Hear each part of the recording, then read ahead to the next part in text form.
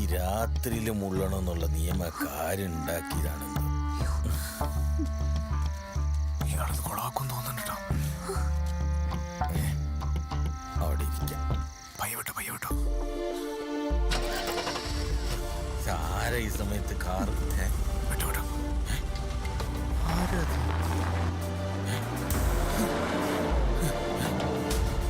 കല്യാണ പെണ്ണുമായിട്ട് കുറുപ്പ് സാറിന് മോൻ രാത്രിയിൽ അങ്ങോട്ടാ ഒളിച്ചോട്ടം. അതോ ഒളിച്ചോട്ടം.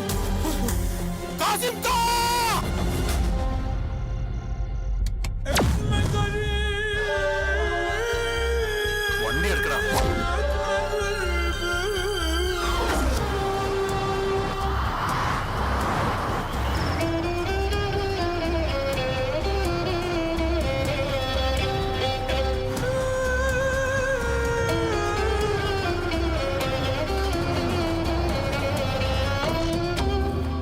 ചതിച്ചല്ലോ കുറുപ്പേ. നമ്മുടെ രമേശ് വാഹിതയുമായി ഒളിച്ചോടിപ്പോയെന്ന്.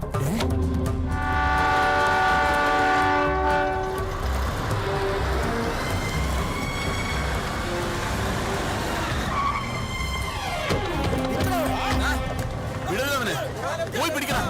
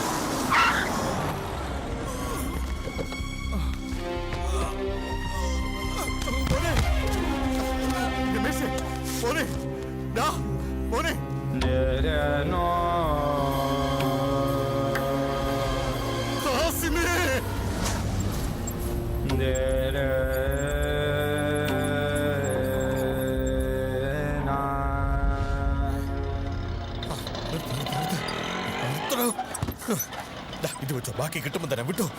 എന്താ നമ്മുടെ കാസിമിക്കാട് ഒരു വെടി പാഴായി. ഓ, രമേശനൊന്നും പറ്റില്ലല്ലോ. അതല്ല, ഓൾ ഒളിച്ചോടി പോയത് രമേശന്റെ കൂടെ അല്ല. ഓളുടെ ശരിക്കുള്ള കാമുകനെ ഞമ്മള് കണ്ട്.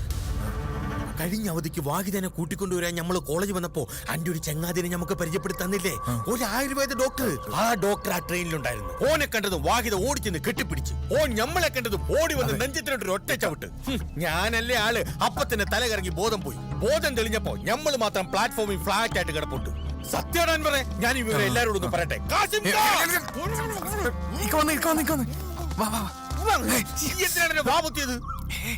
തൽക്കാലം ഇക്കറിഞ്ഞൊന്നും ആരോടും പറയാൻ നിൽക്കണ്ട. പറഞ്ഞ എന്താ കുഴപ്പം? പറഞ്ഞ അവരിക്കനെ കൊല്ലു.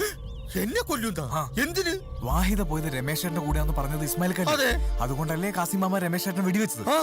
ഇനി പോയത് രമേശേട്ടന്റെ കൂടെ അല്ല എന്നറിഞ്ഞാൽ കാസിമാമയുടെ അടുത്ത വെടി പൊട്ടാൻ പോകുന്നത് ഈ നെഞ്ചത്തായിരിക്കും. ഇനി ഈ സത്യം കുറുപ്പറിഞ്ഞാൽ അയാള് കത്തി കുത്താൻ പോകുന്നത് ഈ നെഞ്ചത്തായിരിക്കും. അപ്പൊ നമ്മൾ ഈ രഹസ്യം എന്ത് ചെയ്യും? തൽക്കാലം ഇസ്മായിൽ ഖാടെ കുഴി വെട്ടാൻ നിൽക്കണ്ട. ഈ സത്യം രഹസ്യമായിട്ട് തന്നെ രഹസ്യമായിട്ടിരിക്കട്ടെ. മോനെ, നീയായിട്ട് ഞാൻ ആരോടും പറയല്ലേ. ഞാൻ ശ്രമിക്കാം. ഹലോ, പറയല്ലേടാ.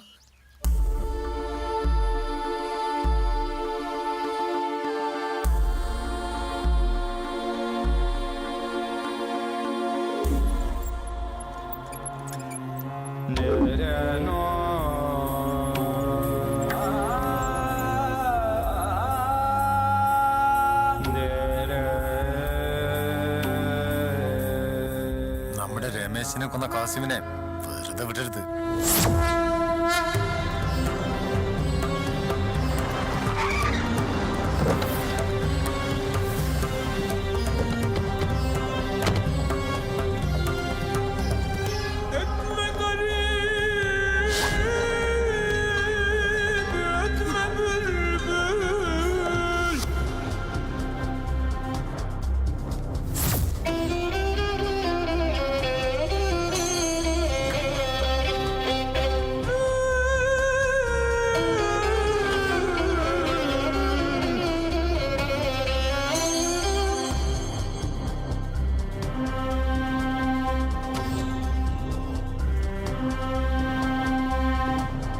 കാസിം, നിന്നെ വെട്ടിയരിഞ്ഞ് കുഴിച്ചുമൂടാണ് ഞാനിപ്പോ ഇങ്ങോട്ട് വന്നത്. ഇപ്പൊ ഈ പോലീസ് നിന്നെ രക്ഷിച്ചു. പക്ഷെ ഏത് കോടതി നിനക്കുള്ള ശിക്ഷ വിധിച്ചാലും ഈ നെഞ്ചിലെ പക തീരില്ല ഒരിക്കലും.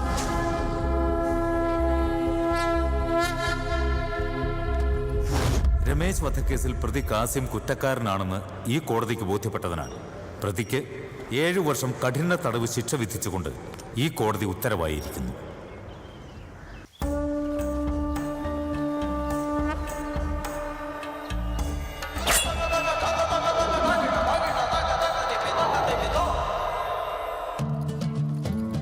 ഹലോ, നമുക്ക് ഡോക്ടർ മാധവൻകുട്ടീനെ ഒന്ന് കാണണം. ബുക്ക് ചെയ്തിട്ടുണ്ടോ? എന്തിന്? കത്തെടുക്കണോ? ഇത് നമ്മുടെ ആരോഗ്യമന്ത്രിയുടെ കത്ത. ഓ നമ്മുടെ പാർട്ടിന്റെ ആളാ. വായിച്ചോക്ക്. ഒന്ന് വെയിറ്റ് ചെയ്യൂ. ഏയ്, വെയിറ്റ് ചെയ്യാനൊന്നും ഞമ്മക്ക് പറ്റൂല. ഡോക്ടർ ഒരു പേഷ്യന്റിനെ പരിശോധിച്ചോണ്ടിരിക്കുക. എന്നാലേ ആ പരിശോധന നിർത്തിവെച്ച് നമ്മളെ നോക്കാൻ പറയണം. ഇല്ലെങ്കിൽ നമ്മൾ ഈ സ്ഥാപനം പൂട്ടിക്കും. നമ്മളെ ആരോഗ്യമന്ത്രിന്റെ ആളാ. നിങ്ങള് പുറത്തെടുക്കണ സ്റ്റേറ്റ് കണ്ടോ? നിങ്ങൾ പറഞ്ഞ ആരോഗ്യമന്ത്രിയെ പരിശോധിച്ചുകൊണ്ടിരിക്കുക ഡോക്ടർ മാധവൻകുട്ടി.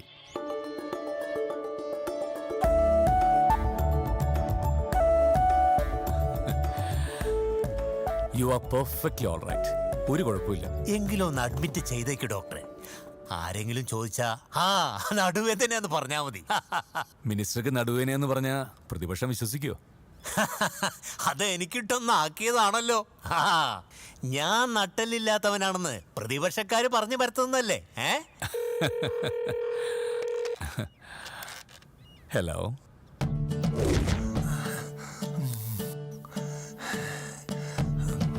Good morning. ഏയ്, ഇരിക്കൂ. ഞാനൊരു അല്പം താമസിച്ചു പോയി, ക്ഷമിക്കണം. മന്ത്രിയുടെ അടുത്ത ആളാണല്ലേ? പിന്നെ എന്താണ് മുല്ലാക്കയുടെ പ്രശ്നം? കഴിക്കനക്കാൻ പറ്റുന്നില്ല. ഓ, ഒരുപാട് ഡോക്ടർമാർ നോക്കിയിട്ടും ശരിയായില്ല. ആ കണ്ണടയൊന്നും ഒരിക്കേ. അല്ലോ, കണ്ണട മാറ്റാൻ പറ്റൂല. പിന്നെ എനിക്ക് കണ്ണ് കാണൂല. മൂതല. അതൊന്നും സാരമില്ല. അല്ലോ, അല്ലാ. സത്യത്തിൽ ഇത് എങ്ങനെയാ സംഭവിച്ചത്? എന്റെ ആദ്യത്തെ കെട്ടിയോട് സുബൈദ കഴുത്ത് പിടിച്ച് ഞെരിച്ചതാ. എന്തിന്? ഞാൻ എന്റെ 4ാമത്തെ കെട്ടിയോൾക്ക് ഒരു മാല വാങ്ങിക്കൊടുത്തേനി. ഒന്നുമില്ല. കഴുത്ത് ശരിയായി, കഴുത്ത് ശരിയായി. ഇനി ഇതങ്ങോട്ട് വെച്ചേ. ഇപ്പൊ എങ്ങനെയുണ്ട്? മാധവൻകുട്ടി ഡോക്ടറെ നമ്മൾ ഒരിക്കലും മറക്കൂല. ഇനി ഇങ്ങനത്തെ ആവശ്യങ്ങളൊക്കെ വരുമ്പോ മന്ത്രിയുടെ റെക്കമെൻഡേഷൻ ഒന്നും ആവശ്യമില്ല, നേരിട്ട് ഇങ്ങോട്ട് വന്നാൽ മതി. എനിക്കടോ, ഇന്ന് നമ്മൾ എനിക്കൊരു ബിരിയാണി വാങ്ങി തരും. ഞമ്മക്കൊരു കട്ടൻ ചായ നടക്കി. അങ്ങനെ തന്നെ കയ്യപ്പെട്ടോ. നമ്മളെ കഴുത്തൊക്കെ നേരായില്ലേ? നടക്കി. നീ എന്തടാ ഇവിടെ കിടന്ന് കറങ്ങുന്നത്? മൊലക്കല്ല, മൊല്ലാക്ക. മൊല്ലാക്ക വരുന്നതിന് നിനക്കെന്തടാ? ആ മൊല്ലാക്ക നമ്മുടെ വീട്ടിലൊരു അസ്മാദിയാ. ഈയിടെയായിട്ട് ഇടയ്ക്കിടയ്ക്ക് വീട്ടിൽ വരുന്നുണ്ട്. ഇടയ്ക്കായിട്ട് വീട്ടിലേക്ക് വരുമോ മുല്ലാക്കയോ? ഇടയ്ക്കൊക്കെ എന്റെ വീട്ടിൽ വരുന്നുണ്ട്.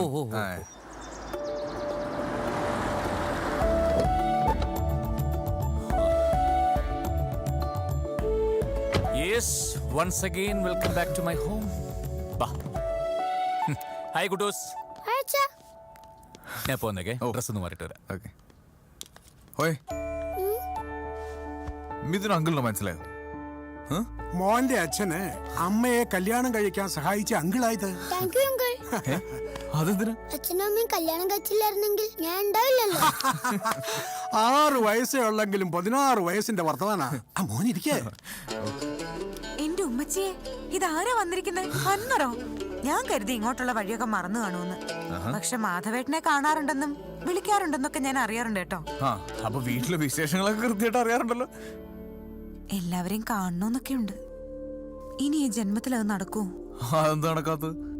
എന്നോട് എല്ലാവർക്കും ദേഷ്യമല്ലേ? ഷാഹിന എന്ത് പറയുന്നു? അല്ല, നിങ്ങളുടെ നിക്കാഹ് എന്തിനാ ഇങ്ങനെ നീട്ടി നീട്ടി കൊണ്ടുപോകുന്നേ?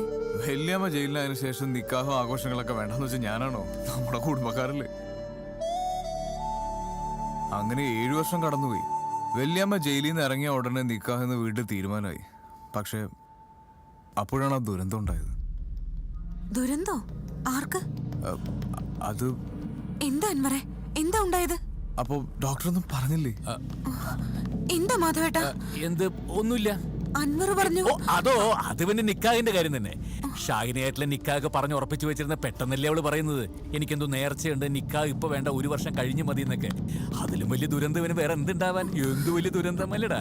അതല്ല, മാധവേട്ടൻ എന്നിൽ നിന്നും എന്തോ മറയ്ക്കാൻ ശ്രമിക്കുന്നുണ്ട്. നിന്റെ അടുത്ത് ഞാൻ എന്ത് മറയ്ക്കാനാ? മാധവേട്ടൻ കള്ളം പറഞ്ഞ എനിക്ക് മനസ്സിലാവും.